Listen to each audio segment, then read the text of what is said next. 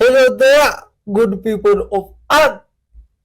Much love for yourself because of clicking this video. Respect straight out of Africa with good vibes, love, peace, and forgiveness as our message out there to the world.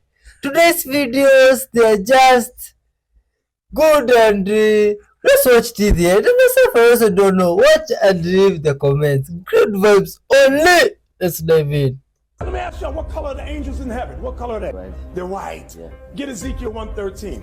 I'm going to show you the angels. Through Soweto yesterday, asking people, white? You got to be crazy. Read this. For the likeness of the living creatures. The living creatures are the angels. Appearance was like burning coal of fire. Their appearance was like burning coals of fire. What color is a coal? Black. It's black. But in every church, you got white angels. It's like, wait a minute, the Bible says they're black. So I'm showing you that's just one level of lies being uncovered. That makes our people uncomfortable. Very, yeah. Like you're uncomfortable. You I'm whisper. very uncomfortable. Yeah. Oh man. Yo, good vibes already.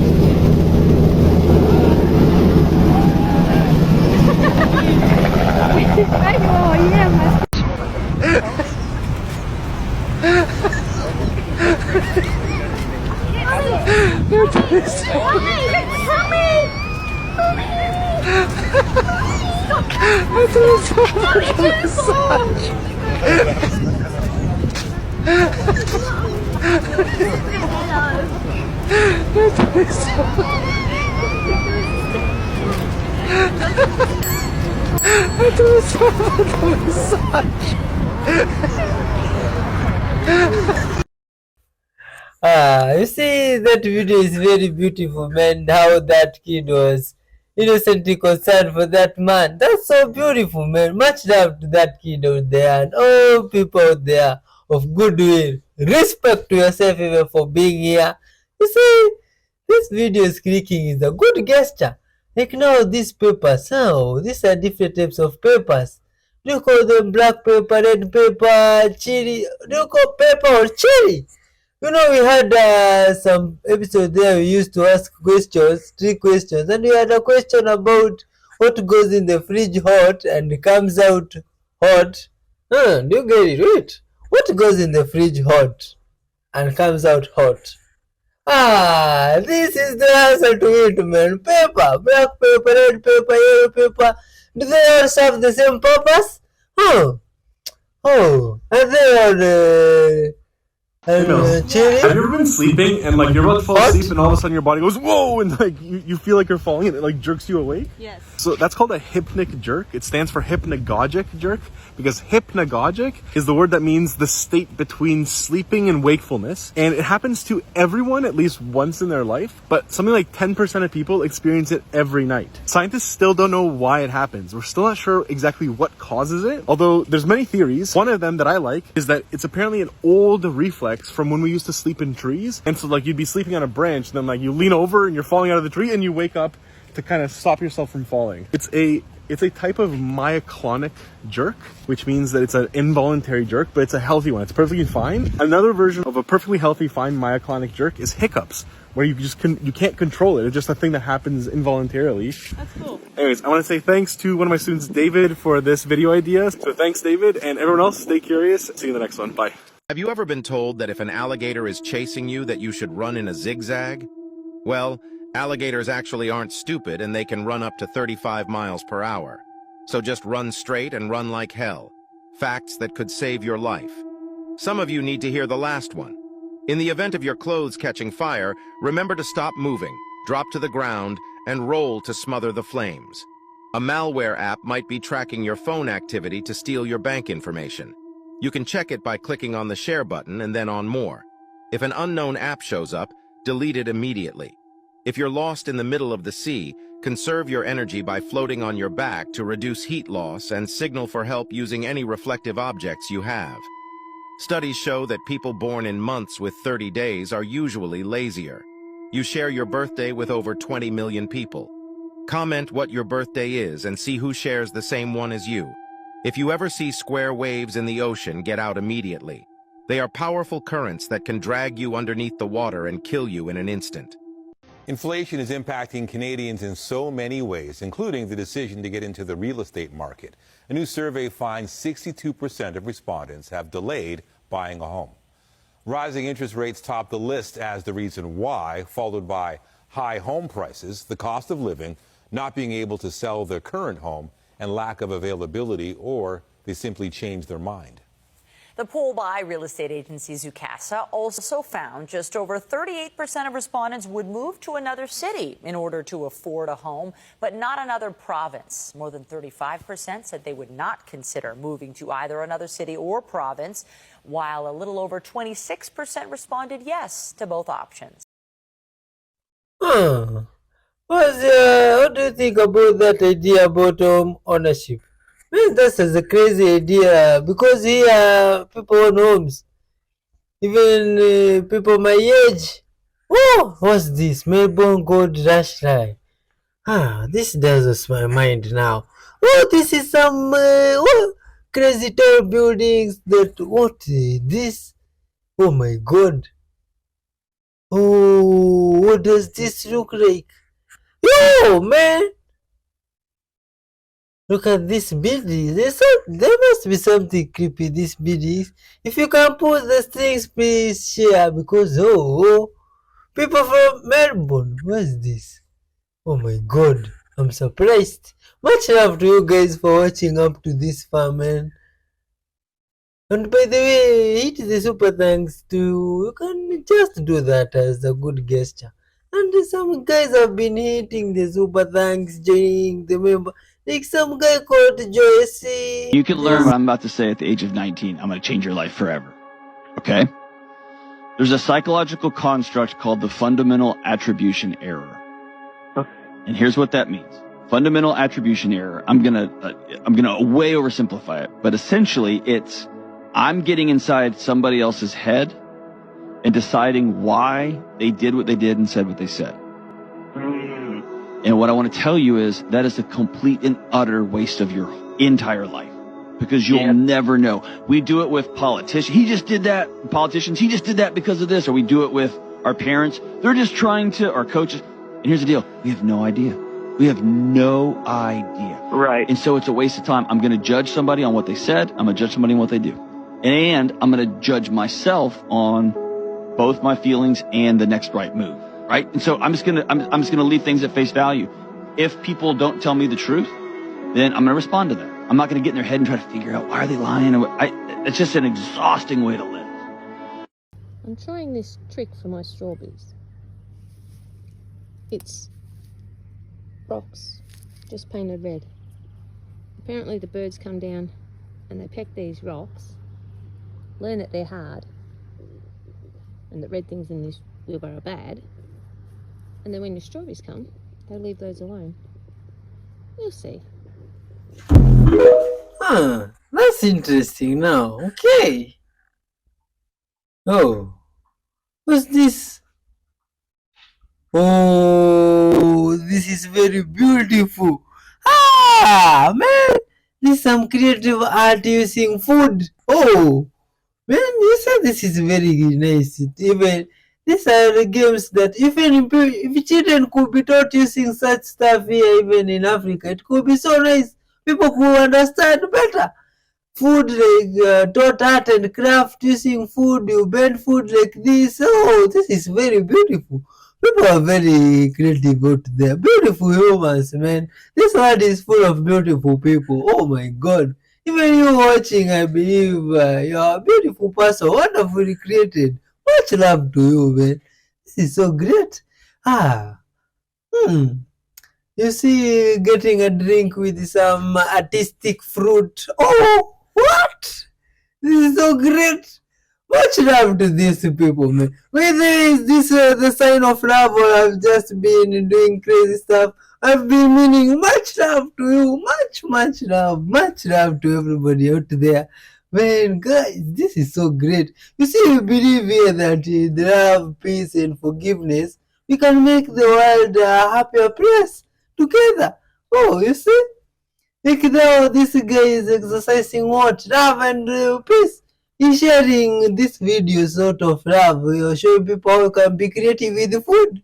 Not just eat. You can eat something that's represented. Through TV shows, don't they? Most fantastic device ever. The Smart Mark. Throw your other devices away because the Smart Mark is more than just a phone. It's part of you. Use it as cash. Book your travel. And even shoot video. Distribution points are all over the city. And don't let the lines discourage you. The Rook Unlimited Smart Mark is worth the wait. I never realized how wonderful technology could make me feel. The Smart Mark has brought order to my life. And the best part? It's absolutely free. A gift of thanks to our city from Rook Unlimited. Keep watching, it gets worse. 23% of the population has been given the Smart Mark, number 1. Time to test our system, number 6. The Flex Fighters are out there somewhere. Teaming up with Jonathan Rook. Let's put our new recruits to work, subtly.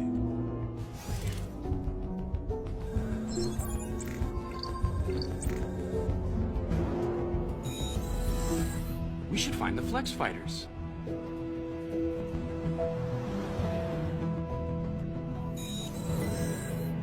I ought to find the Flex Fighters. We should find the Flex Fighters. We should find the Flex Fighters. Did you know that if you experience vivid dreams, you have the ability to see the future? Now let me explain, because this is not what you think it is. I've been studying dreams for the past 10 years, and at first I thought this ability was just unique to me, more like unique to my family. That is, until I taught my wife how to use it, and then we realized this ability wasn't unique to me at all, and that everyone had this ability. We tend to think of dreams as something abstract, limited to the mind, when in fact dreams are a direct extension of our 5 senses. So similar to how you have your sense of sight, your sense of smell, dreams are your ability to see your near future. I don't know why we have it, but it's there and it works. If you're curious how to use this sense, like and follow for part 2. Oh. Now that rings a bell. You get some peace of mind, it may take off some burden. Forgive those This who blower have has a seen secret you. function where instead of blowing stuff away, you can actually use it to suck things in through the tool. But a lot of people say that sucking water through the tool might end up breaking it. So let's break it. I'm going to set it up so it's non-stop sucking water, and let's leave it until it hopefully breaks down. This could take a while, so while we wait, let's have a look at another blower and see where this water's going. So this is the inside of the blower. So we can see the motor and it's wet, but it's not getting flooded. Obviously, small exposure to water is fine for the motor. It's lasted this long, but we are doing it non-stop for half an hour. That's going to be a different story altogether. It's almost been half an hour and it's finally stopped working, but that's because the battery died. Ah, that's interesting. Why seasoning the new wok? Why using salt for seasoning? And why the factory not seasoning the wok before selling? Seasoning the wok is to create the non-stick surface. So it will help your food and your sauce won't stick to the wok when you're cooking. Basically, there are 2 steps for seasoning. First is the washing to remove the initial factory oil. Second is the most important, which is coating oil. For step 1, washing, you can either washing by hand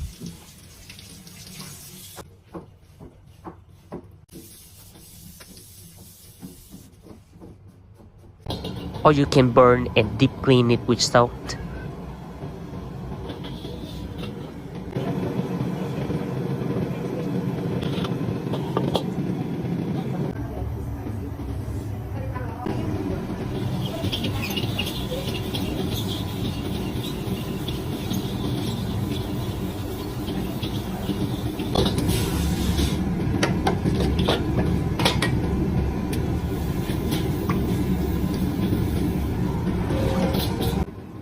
Step 2 is the most important, which is coating oil.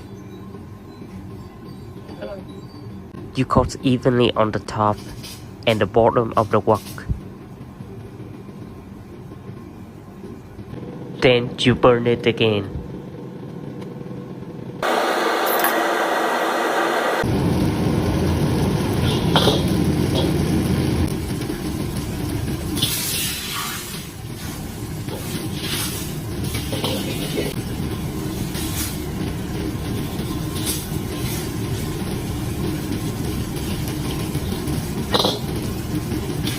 And now it's ready to use.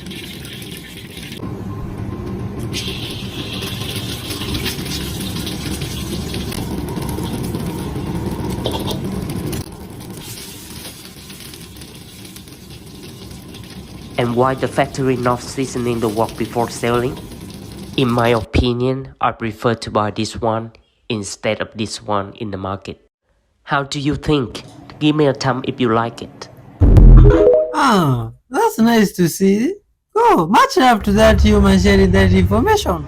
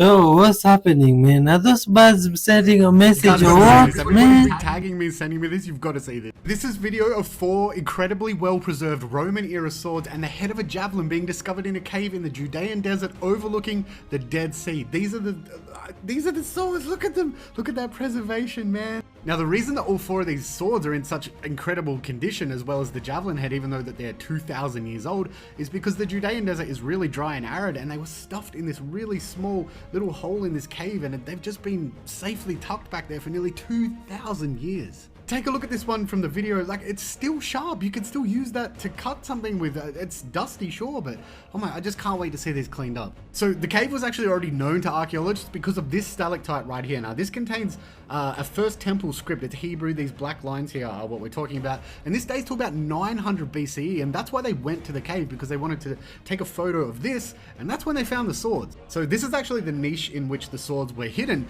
And inside of this, they found ornate handles made of wood, metal, and leather strips as well. And one of the team actually thinks that this is the remnants of sandals that were stuffed in there. But the question is, what exactly were these swords doing hidden in the back of a cave? So it turns out they actually date to a period from 132 to 135 CE or AD, whatever you want to call it, which is called the Bar Kochba revolt, which is where the Jewish people rebelled against the Roman rule of Judea. And these were most likely stashed back there because if Jewish people were caught with Roman weapons back then, it would have been really, really bad. But it gets even better. You see, after they found the swords, they decided we better excavate this whole cave. And that's what's going on here. This is a sieve, and they have to put it out because there's nowhere in the cave to actually sieve because it's so small. And what they found was artifacts from a period called the Chalcolithic or Chalcolithic period, which is the transition between the Neolithic and the Bronze Age. And this dates back to 6,000 years ago.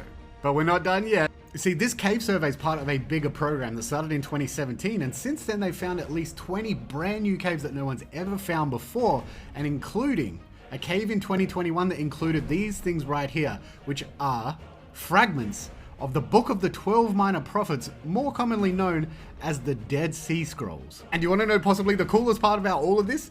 There's still over 2,000 caves that we know of that need to be documented and explored, so this is just the beginning. How cool is that?